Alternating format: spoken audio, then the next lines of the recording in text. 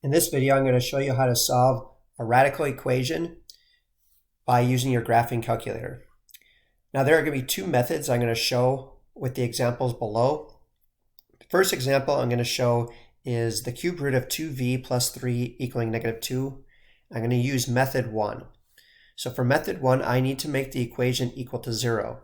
And in this case, for this one, I would just have to add 2 to both sides. So on my calculator, I hit the y equals button, and I'll hit math to get to my cubed root, which is option number 4. And I'm going to do 2. Instead of a v, I'm going to put an x, plus 3, end parentheses, and then because I added 2 to both sides, I'm going to put a plus 2. Now if I hit graph, you can see my function here. And I need to find the solution. The solution is going to be the x-intercept here. So to do that, I'm going to hit second, trace. I'm going to choose option 2 for the 0, means the x-intercept. And it says left bound. So if I go to the left part of the graph, so I'm going to use my left arrow, and I need to go to the left of the x-intercept. And in this case, it's going to be underneath the x-axis. So when my y is negative, I know I'm below the x-axis, so I'm to the left of the x-intercept. I hit enter. Right bound means I go to the right of the x-intercept. So I go to the right until I see my y is positive. Hit enter, and then guess, hit enter a third time. And it will tell us right here that the x-intercept is a -5.5.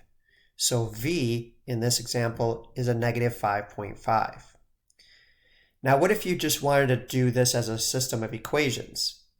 So I would just go back to my graphing calculator. Instead of this plus 2 at the end, I'm just going to delete that.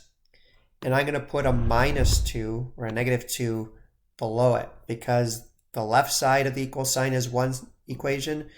The right-hand side is the other equation. Now if I hit graph, here's my first, this is my quadratic, or my cubic function, and then here's my vertical, or my horizontal function, the y equals -2. Now if I'm doing this method to find the solution, I hit second, trace, and this time I want to use option 5, which is intersect. So where the two lines intersect, first curve means the first line that I have entered, which is the cubic root. I hit enter. Second curve means the horizontal line that I drew in, so the y equals -2. Hit enter. Guess to produce our answer, and it will tell us that x is a -5.5. Our second example down here, I have two radicals on each side. So for this one, the best way would be to use a system of equations. So I'm going to use method 2 for this one. So I'm going to clear what I have. And the first one is the square root, so second x squared.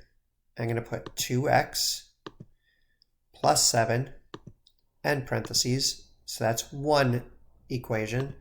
The second equation would be 5 minus square root of 3x.